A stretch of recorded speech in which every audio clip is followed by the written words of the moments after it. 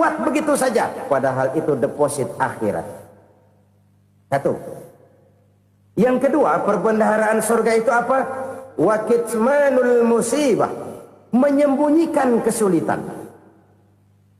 Kadang orang takut menghadapi kesulitan, tapi makin kita merenung, hidup ini kan sebenarnya urusan. Takut sama urusan, ya jangan hidup. Tandanya orang hidup itu kalau punya urusan. Urusan melupakan problem. Problem sering menimbulkan kesulitan. Kesulitan bukan untuk ditakuti, tapi untuk diatasi dan dicarikan jalan keluarnya. Siapa sih orangnya yang nggak pernah sulit-sulit? Makin tinggi status sosialnya, makin gede urusannya. Makin tinggi kualitas imannya, makin berat tingkat kesulitannya. Cuma memang yang namanya enak itu seperti pelangi.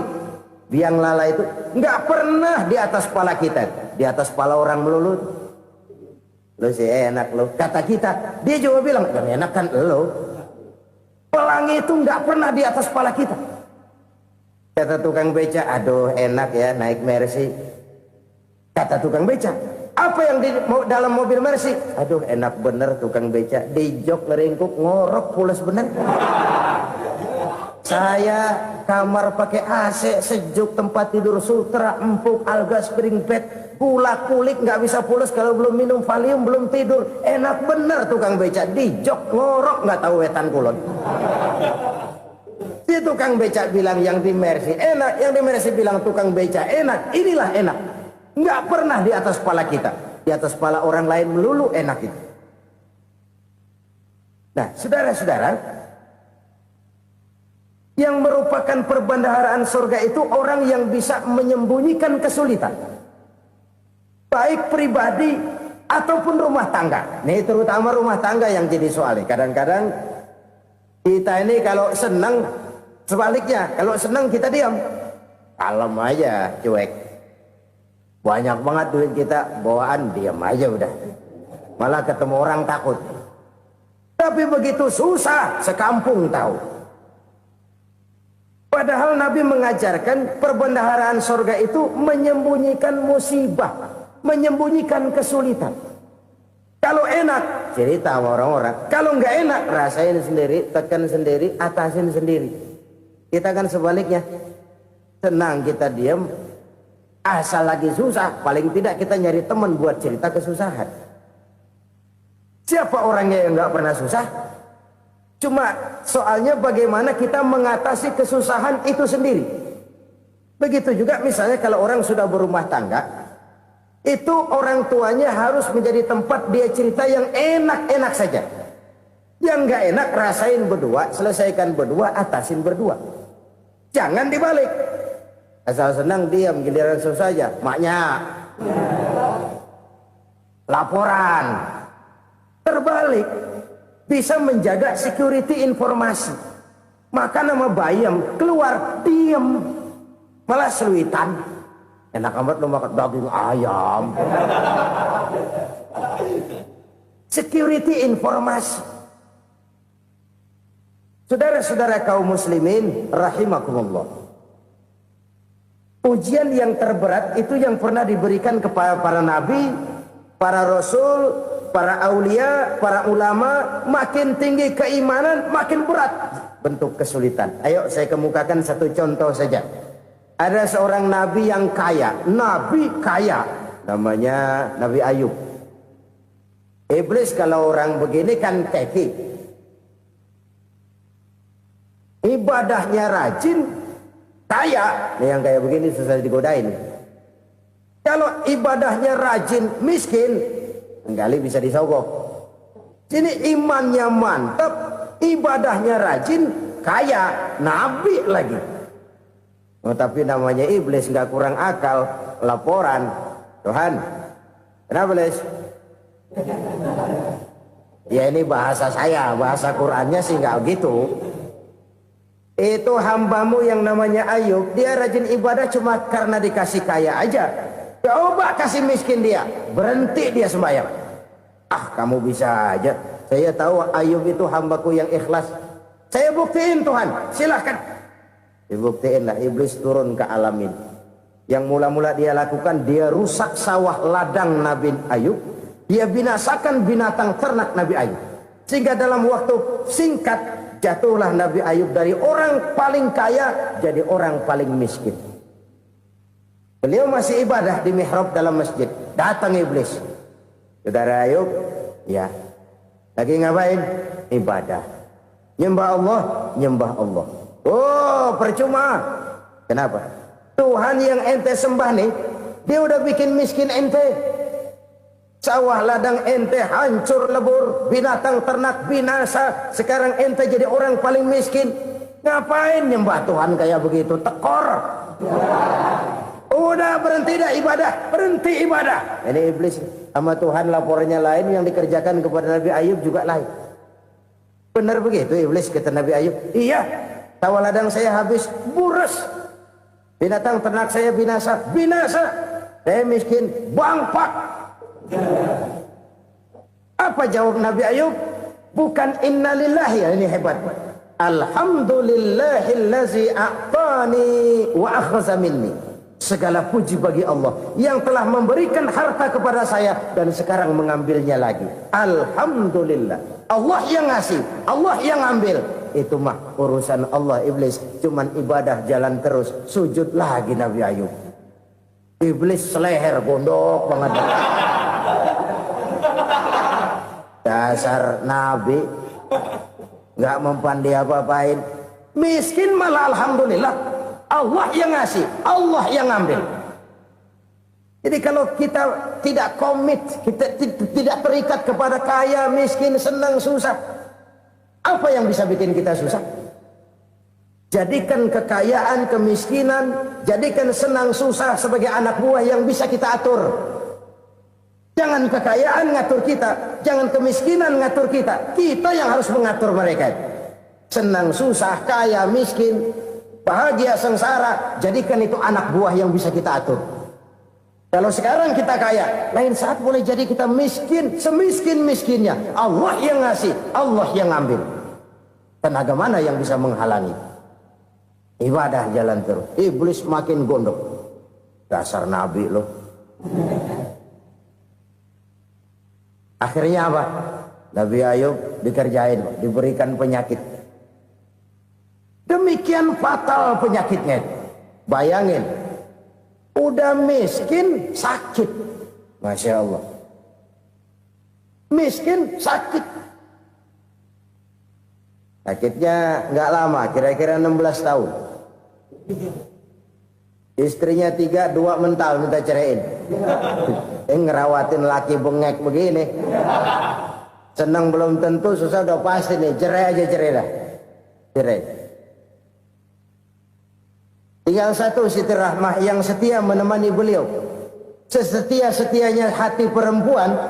Satu saat Siti Rahmah bilang, "Bang, iya, abang kan Nabi, Bang. Lalu, namanya Nabi kan doanya jarang meleset, Bang. Maksud kamu minta kenapa sih sama Tuhan biar abang sembuh baik dah, Bang?" Siti Rahmah, "Iya. Saya sakit berapa tahun sih dah?" 16 tahun, Bang.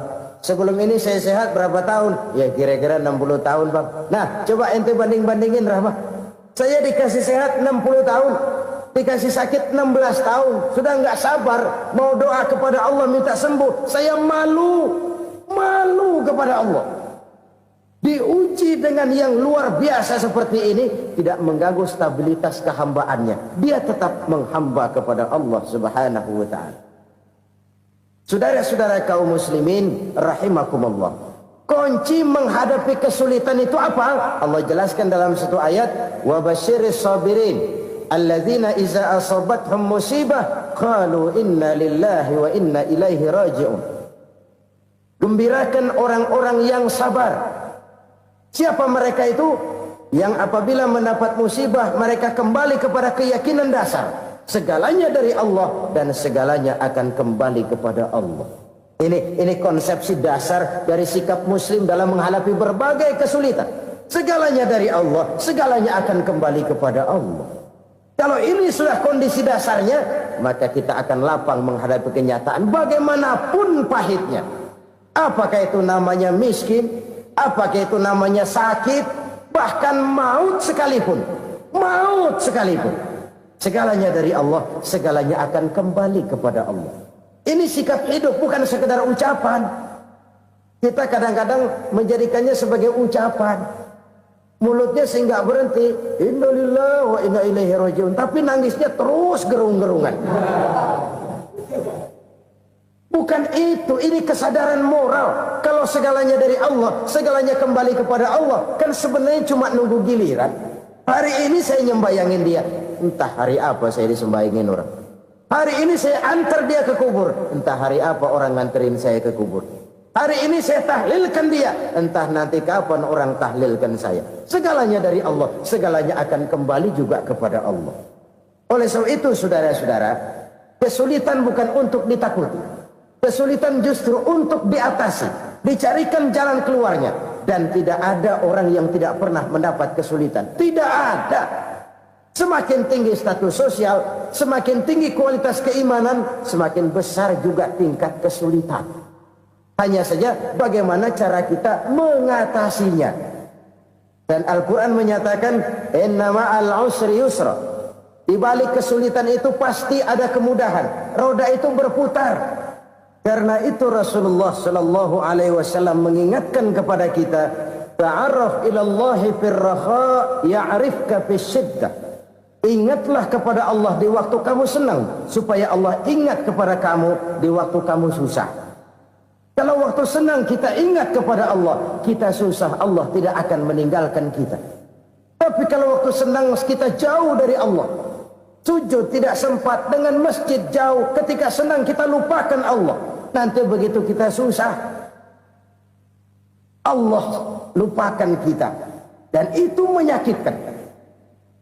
Oleh karena itu orang-orang tua kita dulu bilang, kalau lagi sehat ingat-ingat lu bakal sakit nanti. Kalau lagi kaya ingat-ingat satu saat kita bakal jatuh miskin. Bahkan kalau lagi muda ingat-ingat kita bakal tua. Dan yang terpenting, kalau lagi hidup ingat-ingat kita bakal mati. Saudara-saudara kaum muslimin rahimakumullah. Jadi yang kedua yang merupakan perbendaharaan surga, menyembunyikan musibah. Saudara-saudara kaum muslimin rahimakumullah. Hal ketiga yang merupakan perbendaharaan surga adalah wasilaturrahmi. Orang yang suka bersilaturahmi. Sebagaimana yang kita maklum bahwa manusia adalah makhluk yang disebut zon politika. Makhluk sosial yang tidak mungkin hidup sendiri-sendiri. Betapa dan siapapun kita memerlukan orang lain. Bodoh betul manusia kalau tinggal di tengah masyarakat tapi tidak mau bermasyarakat. Merasa hebat sendiri, pintar sendiri, gagah sendiri, kaya sendiri. Mungkin kalau mati juga ngubur sendiri. Jangankan kita di sini, di sorga saja Nabi Adam waktu sendirian bengong melulu, mondar mandir. Allah tegur dalam sepidang. Jadi ini kalau bahasa saya,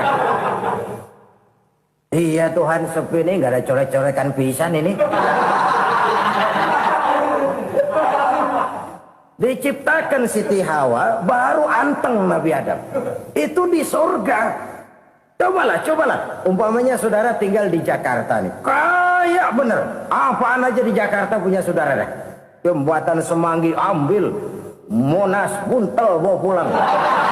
Hotel-hotel ambil semua. Cuman tinggal di Jakarta sendirian, apa enaknya? Betapa dan siapapun kita perlu orang lain. Tidak ada seorang pun yang bisa memenuhi kebutuhan hidupnya secara sendiri-sendiri. Nah, Islam telah menyelamatkan manusia dari ras diskriminasi, mengikat manusia dengan persaudaraan yang berlandaskan kepada akidah. Karena itu dianjurkan bersilaturahmi. Bahkan Nabi menyatakan, man arada ayyubsata lahu fi rizqihi wa yunsa'a fi atharihi falyasil rahimah. Siapa yang kepengen diluaskan rezekinya dan dipanjangkan usianya, banyaklah ia bersilaturahmi. Siapa yang kepengen dimudahkan rezekinya, hendaknya ia banyak bersilaturahmi. Kalau banyak teman, kesulitan kan paling tidak ada tempat cerita. Udah susah, sendirian, kita pikirin diri, nggak ada tempat tukar pikiran. Cepet banget sama bengek. Dilawan sendiri. Nah, secara makro kita bisa berkata, tidak mungkin ada kemenangan kalau tidak ada kekuatan. Tidak ada kekuatan kalau tidak ada kesatuan dan persatuan. Tidak mungkin ada kesatuan dan persatuan tanpa semangat silaturahmi. Kalau umat Islam mau menang, dia harus kuat. Kalau umat Islam mau kuat, dia harus bersatu. Kalau umat Islam mau bersatu, dia harus membudayakan silaturahmi ini. Bahkan sampai-sampai kata Nabi, kalau bisa cari nilai tambah. Apa? Silman koto'ak. Bersilaturahmilah kau kepada orang yang marah denganmu. Masya Allah, indahnya ajaran agama kita. Orang yang marah pun kepada kita, kata Nabi, kalau bisa bersilaturahmilah kepadanya, kepada orang yang marah itu. Di situ nilai tambah. Cuman jujur nih hadis, ngucapinnya gampang, ngamalinnya yang berat banget. Orang marah sama kita, kita disuruh silaturahmi. Ada apa malu? Lu marah, ada gua marahan lagi. Tunggu pikirin. Saudara-saudara kaum muslimin rahimakumullah.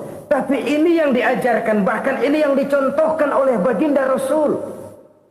Bagaimana begitu mudah, misalnya satu saat Abu Jahal ini ngatur strategi bagaimana bikin Muhammad celaka. Dia gali lubang di depan tempat tidurnya. Dia tutupin daun korma. Terus dia panggil seseorang, ke sini.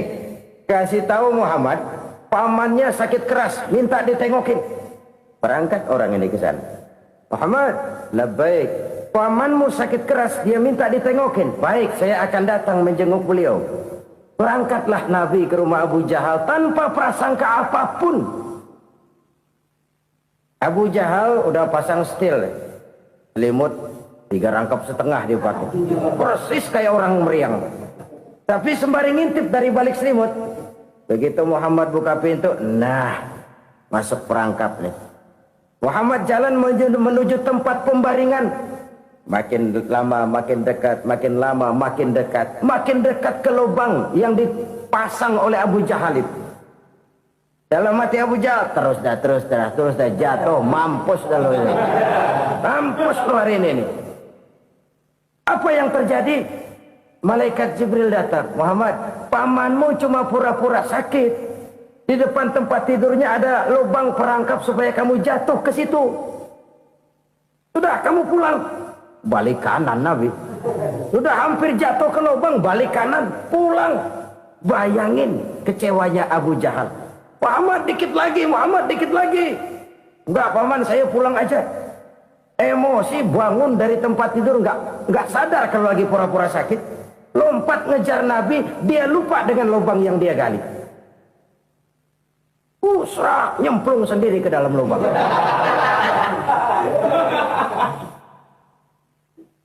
Nabi terus berlalu.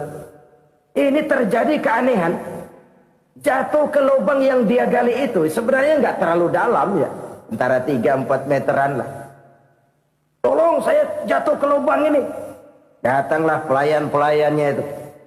Angkat saya dari sini. Oh, yang ngulurin tambang. Satu gulung, belum juga nyampe itu tambah. Kurang, beli lagi ke warung. Sambung, ulur lagi, nggak juga bisa sampai. Wah, ini kerjaan Muhammad ini. Tolong, siapa salah seorang kamu ke rumah Muhammad, kasih tahu encangnya kecebur. Minta ditolongin. Sampaikan kepada Rasul. Kenapa? Pamanmu jatuh ke lubang, Muhammad minta tolong diangkatin. Tambang udah nyambung-nyambung nggak nyampe juga. Ya, nanti saya datang, saya tolong. Coba. Nyata-nyata orang berniat jahat mau mencelakakan dia. Datang dia menolong. Ini yang disebut air tuba dibalas air susu ya ini. Bukan sebaliknya. Air tuba dibalas air susu. Paman, kecebur ya? Iya Muhammad, tolong ini. Pegang tangan saya.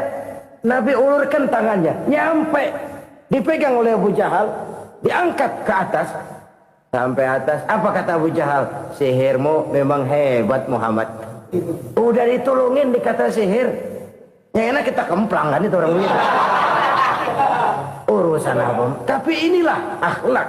Kalau bisa kamu bersilaturahmilah dengan orang yang marah kepadamu sekalipun. Orang marah kita tetap baik.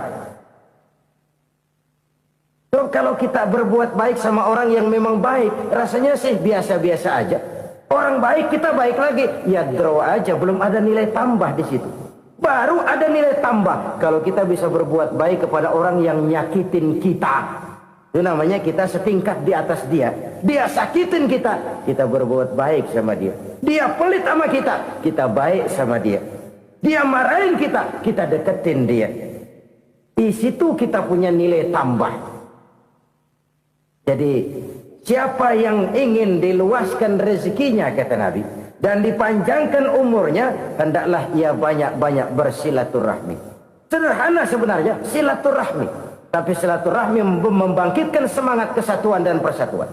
Kesatuan dan persatuan melahirkan kekuatan.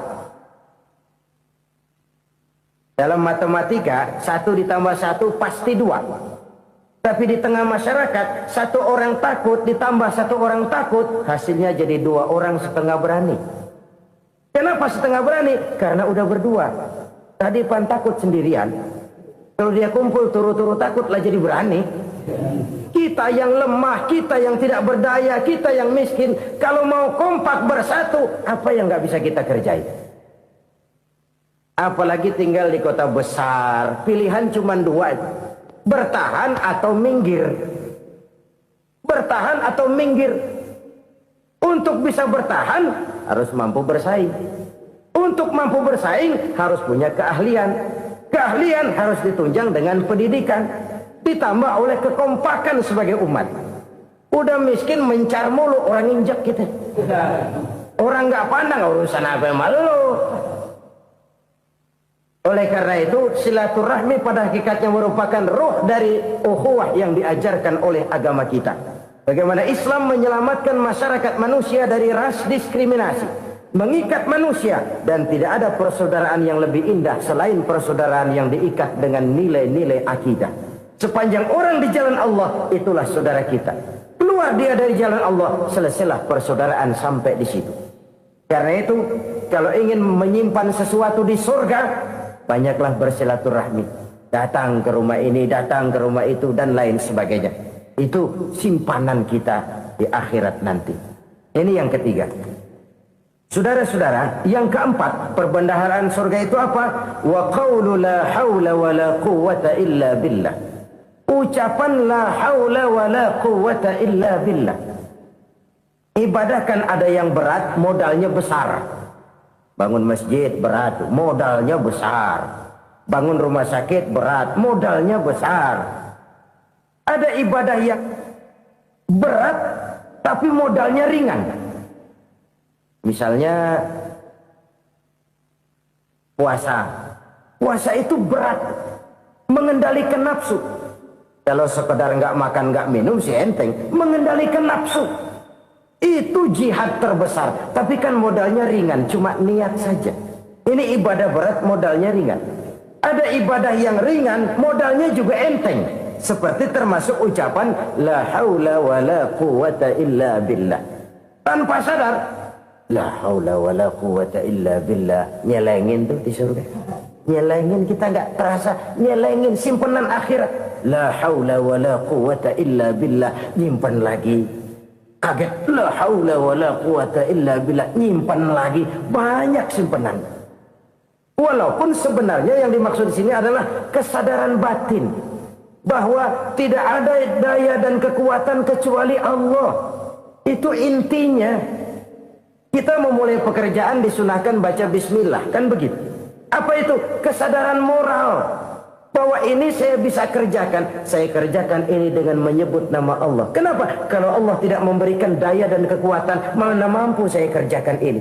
Maka saya kerjakan ini dengan menyebut nama Allah. Bismillah. Kesadaran moral. Manusia hanya wajib berusaha, tapi nggak pernah wajib berhasil. Banyak hal-hal yang kalau kita renungkan secara rasio nggak mungkin. Tapi jadi kenyataan, la haula wala quwata illa billah. Tidak ada daya dan kekuatan kecuali bagi Allah semata-mata. Kesadaran moral akan kelemahan dan keterbatasan makhluk bernama manusia. Kadang kita kagum dengan otak, tapi kita sering lupa sama yang bikin otak. Padahal bagaimanapun hebatnya otak, yang bikin otak pasti lebih hebat dari otak. Nggak percaya, silahkan otak-otakan. Inilah kecenderungan. Kita kagum dengan pesawat-pesawat mutakhir, bukan main, besi gede banget terbang itu. Alangkah hebatnya. Lalu apa yang bikin otak tidak lebih hebat dari itu semua? Kita puji laut, apa yang bikin laut tidak lebih hebat dari laut itu? La haula wala quwata illa billah. Tidak ada daya dan kekuatan kecuali Allah. Apa yang bisa kita lakukan kalau tidak karena daya dan kemampuan yang diberikan oleh Allah kepada kita? Lahirlah sikap tawadu, rendah hati, tidak melonjak menjadi angkuh dan sombong, sadar akan kelemahan dan keterbatasan diri sebagai makhluk yang diciptakan oleh Allah Subhanahu wa taala. Jadi satu sisi ini ucapan yang berpahala, la haula, jadi wiridan. Pada sisi lain ini kesadaran moral, sikap mental, kesadaran batin bahwa yang punya daya dan kekuatan itu cuma Allah. Kita nggak pantas untuk sombong, sebab sombong itu pakaiannya Allah. Kita nggak sedang pakai pakaian Allah, kegedean. Dan makin kita renungi, makin terbentur. Apa sih yang bisa kita sombongin? Kita mau sombong apa? Kaya, pintar, itu kan semua relatif. Di atas langit masih ada langit lagi. Jadi oleh karenanya, marilah kita menyadari, manusia hanya wajib berusaha, tapi tidak pernah wajib berhasil. Yang berusaha saja tidak wajib berhasil, apalagi yang tidak berusaha. Islam bukan agama orang pemalas yang selesai sholat lalu ngelohom, nggelenggem ayem-ayem. Tapi Islam bukan agama orang sombong yang setelah berusaha lalu tidak memerlukan Allah. Kita bisa saja bikin proyeksi, tahun sekian kita bakal panen besar menurut perhitungan otak. Tapi ada kejadian lain. Apa? Tikus ngambek. Habis itu dimakanin tikus, panen gagal. Proyeksi rasional gagal oleh tikus-tikus yang ngambek itu. Bisa saja terjadi. Tahun depan kita panen besar, urung. Kenapa? Musim panas panjang. Dan sekarang ini koran-koran bikin berita musim mengalami penyelewengan. Bukan cuma manusia yang nyeleweng sekarang. Musim pakai nyeleweng. Mestinya kan musim hujan udah selesai, masih hujan-hujan juga. Musim. Nah sekarang kita boleh bikin proyeksi, kita bakal panen besar. Tahu-tahu musim panas panjang, sawah retak, air kering. Cari teknokrat yang paling botak, suruh pendekin tuh musim panas. La haula wala quwata illa billah. Inilah kesadaran moral. Saudara, saya teringat satu saat ada seorang konglomerat. Umurnya ya kira-kira 70-an. Satu saat dia ditanya oleh wartawan, "Pak, umur Bapak berapa sih?" "Ya paling 10 tahun." 10 tahun? 10 tahun? Anak Bapak berapa orang? Satu. Satu saja? Satu. Harta Bapak berapa? Ya paling-paling bangsa 7 juta kali. 7 juta? Iya. Pak, kenapa Bapak bohongi saya? Bapak punya buku biografi. Koran-koran, majalah-majalah banyak memuat cerita riwayat hidup Bapak. Saya tahu umur Bapak 70. Kenapa bilang cuma 7 tahun? Saya tahu anak Bapak 8. Kenapa cuma bilang 1?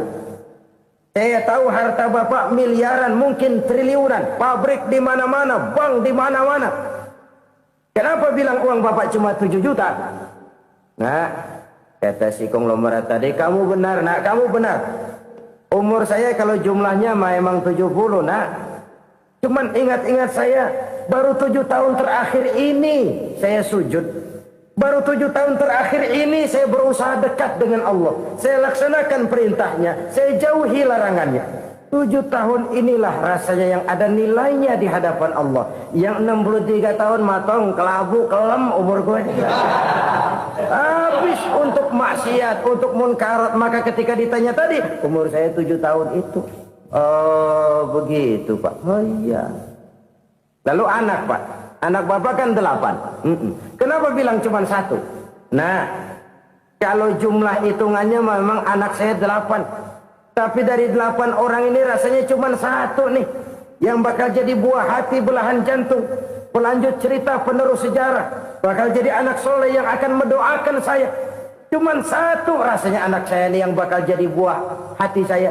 Besar-besaran saya. Yang akan mendoakan di kubur saya. Yang akan mendoakan